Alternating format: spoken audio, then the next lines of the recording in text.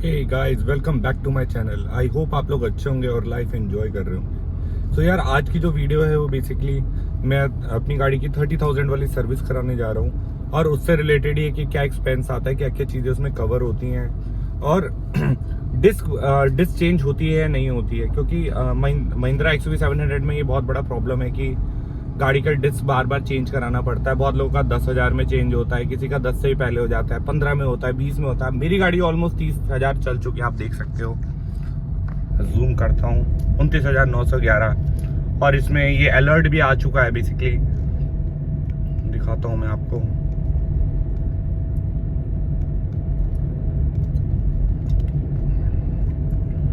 इसमें सर्विस आ चुकी है। यार, मैंने सोचा कि चलते हैं सर्विस कराते और देख लेते हैं कि बेसिकली क्या इस गाड़ी में भी वो प्रॉब्लम आती है नहीं आती है। लास्ट टाइम मैंने जब गाड़ी टेस्ट कराई थी तो मुझे इन्होंने बोला था कि यार 30,000 पे शायद चेंज हो सकते हैं आपके डिस्क ब्रेक। तो देखते हैं कितने बचे हैं, उस हिसाब से फिर हम देखेंगे चेंज करने नहीं करने। बाकी यार, मेरा जो अपना 30,000 किलोमीटर का एक्सपीरियंस है वो बहुत ही अमेजिंग रहा इस कार के साथ। एज सच मुझे कोई बहुत ज़्यादा शिकायत नहीं है इस गाड़ी से। और छोटे मोटे इश्यूज ही फेस किए मैंने, जैसे पेंट क्वालिटी मुझे लगता है कि थोड़ी अच्छी होनी चाहिए थी। कई जगह से पेंट बहुत इजीली रिमूव हो गया है, उसका मैं सोच रहा हूँ मैं क्या करूँगा, लेकिन बहुत टाइम से सोच रहा हूँ बट कर नहीं पाया हूँ। पेंट क्वालिटी सही करनी है। और उसके बाद मैंने सोचा है कि कभी कभार स्क्रीन ब्लैकआउट हो जाती है, तो यार मतलब ब्लैकआउट क्या होती है, थोड़ा सिस्टम स्लो रिस्पॉन्ड करता है, तो वो मैं आज ट्राई करूँगा। अगर कुछ सॉफ्टवेयर अपडेट हो जाए तो अपडेट करा के देखूंगा। बाकी तो कोई इशू है नहीं गाड़ी में।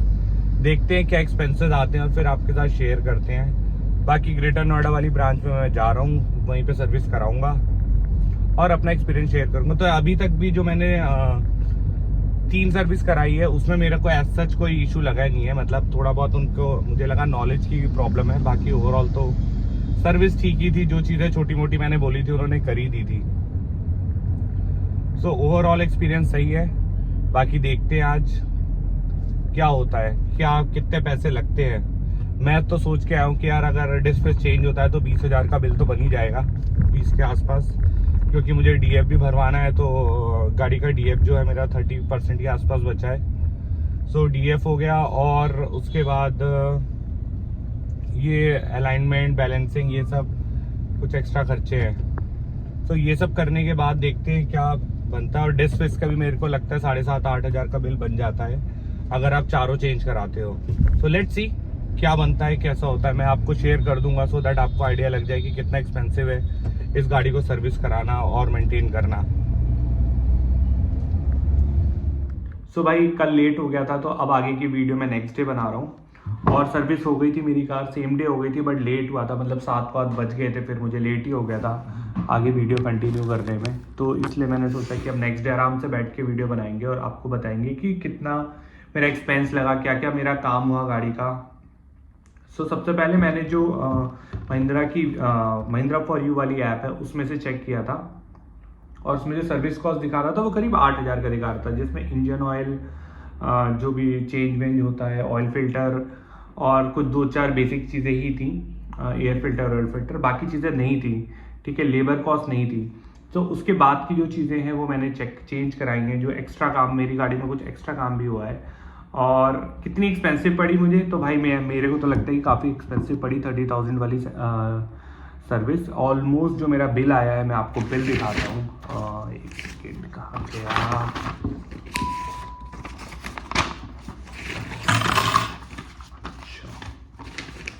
एक मिनट में, अच्छा बिल मेरा नीचे गिर गया है। हाँ, तो यार जो मेरा बिल आया है बेसिकली, जो मैंने महिंद्रा को पे किया है वो किया है 29,550 रुपये। और आप देख सकते हो कि काफ़ी ज़्यादा एक्सपेंसिव है। 30,000 किलोमीटर्स की सर्विस हुई थी और ऐसा क्या हुआ कि 29,552 का बिल आया, आप देख सकते हो इसमें। तो भाई इसमें मैंने कुछ एक्स्ट्रा काम कराया। सबसे पहले एज एक्सपेक्टेड भी था कि गियर के कार के सारे चारों ब्रेक पैड चेंज हुए हैं और वही मेरे को करीब 15,000 के आसपास के पड़े। तो इन्होंने जो मेरे को यहाँ पे पैसे लिए हैं उसके, मैं आपको बता सकता हूँ। जो फ्रंट वाला ब्रेक पैड है वो मुझे 5,000 का दिया है और जो रियर वाला है बेसिकली वो 4,335 का। उसके बाद इसमें अराउंड 2700 का, तो 5000 प्लस 4500 आप बोल सकते हो, 9,500 रुपये इसमें ऑलमोस्ट ब्रेक पैड की कॉस्ट है। उसके बाद 3,000 के आसपास इसमें 9.5 प्लस 3,000 का इसमें इन्होंने GST लिया है, सो 12,000, और करीब इतना ही इन्होंने लेबर चार्जेस भी लिए हैं इसके। सो लेबर चार्जेस भी करीब इन्होंने 3500 के आसपास लिए, तो 15-16,000 का यार ब्रेक पैड पड़े हैं जो चेंज हुए हैं गाड़ी के चारों। ठीक है, तो आप ये देख सकते हो कि मेरी जो 29,000 की सर्विस है उसका मेजरली जो कंपोनेंट है उसमें 16,000 के आसपास ऑलमोस्ट ब्रेक पैड है। और उसके बाद का जो है, जो मैंने कुछ और एक्स्ट्रा काम कराया था, व्हील अलाइनमेंट, बैलेंसिंग, ये कराया था, ये करीब 2,500 रुपये 2,000 रुपये इसके लिए वेट पड़ा के और लेबर ओबर लगा के ये हो गया। तो आप 16 प्लस 2,000 इसमें जोड़ सकते हो, 18,000।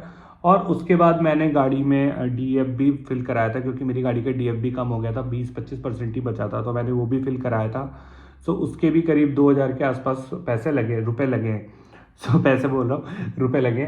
सो अब जो कंपोनेंट आया है वो 16,000 करीब ब्रेक पैड, 15 से 16 के बीच में ब्रेक पैड लगा लूँ, और 2,000 रुपये का अलाइनमेंट बैलेंसिंग, और 2,000 रुपये के आसपास का ही इसमें DF आया है। तो करीब 20,000 की जो मेरी सर्विस है, 20,000 के आसपास रुपए जो है वो मेरे इन 3 चीज़ों में ही लगे हैं। और बाकी जो मेरी गाड़ी की सर्विस हुई है उसमें भी मैंने एक परफ्यूम ले लिया था 500 रुपये का, और कुछ 1-2 छोटी मोटी चीज़ें और थी जो मैंने उन्हें बोला था करने के लिए। सो मिसलेनियस मैं 500-600 रुपये और हटा दूँ, तो जो मेरी गाड़ी की जो मेन सर्विस कॉस्ट आई है वो बेसिकली 9,000 रुपीज़ आई है, जिसमें फ़िल्टर और जितना बेसिकली जो उनकी ऐप पे शो भी हो रहा था लगभग वही हुआ। सो ये है बाकी ब्रेकअप जो मेरी सर्विस करा है 29,500 रुपीज़, जिसके लिए मैंने पे किए हैं। यार ब्रेक पैड वाला इशू जो है कि मेरे को जब मेरे वहाँ पे जो बंदे से बात हो रही थी, जो मेरी सर्विस कर रहा था, तो उन्होंने ये बोला कि भाई आपके बहुत चल गए 30,000, बाकी लोगों के 10,000, 15,000, 20,000 पे भी चेंज हो जाते हैं। हालांकि मेरे को लगा कि शायद थोड़ा और चल सकता था, मेरे करीब 1 mm के आसपास बचा हुआ था। 1 mm बोल रहे थे, बट मुझे लग रहा था 2 के आसपास बचा हुआ है, तो आई थिंक 1-2 किलोमीटर और चल जाती, बट मुझे लगा कि यार अभी ही चेंज करा लेता हूँ, बार बार अब फिर कौन दोबारा आएगा फिर वही काम कराने के लिए। सो यार ये ब्रेक पैड का इशू तो एज एक्सपेक्टेड ही था, ये लग ही रहा था कितना होगा। बाकी इसके बाद जो छोटे मोटे काम थे, बाकी 8-9 हज़ार में 30,000 की सर्विस गाड़ी की हो गई है, जो कि मेरे हिसाब से ठीक है। मतलब इतनी बड़ी गाड़ी का सर्विस कॉस्ट कोई बहुत ज़्यादा नहीं थी, बट यस ये एक्स्ट्रा खर्चे भी पार्ट ऑफ अ सर्विस है। वो बोलते भले ये कि यार ये तो सर्विस कॉस्ट नहीं, but this is also part of service, जो कि बहुत एक्सपेंसिव है। और जब जितना आप एडास यूज़ करोगे इसकी कॉस्ट और जल्दी आती रहेगी, ब्रेक पैड वाले की कॉस्ट जो है। बाकी overall experience is kind of वही एवरेज जैसा होता है। कोई बहुत ऐसा मुझे कोई इशू भी नहीं हुआ, और कोई बहुत ज़्यादा मतलब ऐसा कुछ ऑसम काम इन्होंने करके नहीं दिया। बस ये है कि गाड़ी सर्विस कर दी थी, टाइम पे मिल गई थी। मैंने मैंने वॉक इन किया था, इस बार बुक नहीं कर पाया था मैं, तो करीब 10, साढ़े 10, 11 बजे के आसपास मैं गया था, और शाम को 6 बजे तक मुझे कार मिल गई थी। बाकी क्लीनिंग यार कोई बहुत अच्छी तो की नहीं थी, बस ओके ही थी। सो ये है, बाकी काफ़ी ज़्यादा रश रहता है महिंद्रा के सर्विस सेंटर में, क्योंकि इतनी सारी गाड़ियाँ बिक रही हैं। सो इस चीज़ पे थोड़ा सा काम करना चाहिए, थोड़ी सी फैसिलिटीज़ को इम्प्रूव करना चाहिए।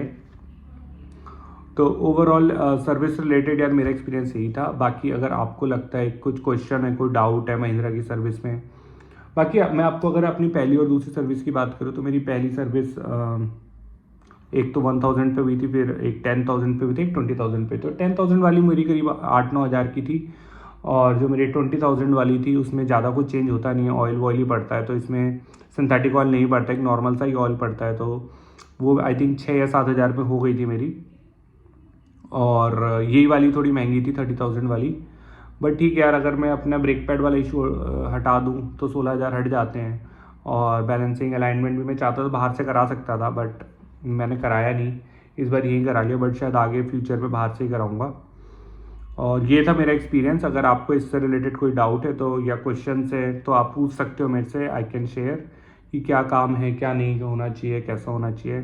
बाकी आज की वीडियो में यही, अपना ख्याल रखो, bye, have a nice day.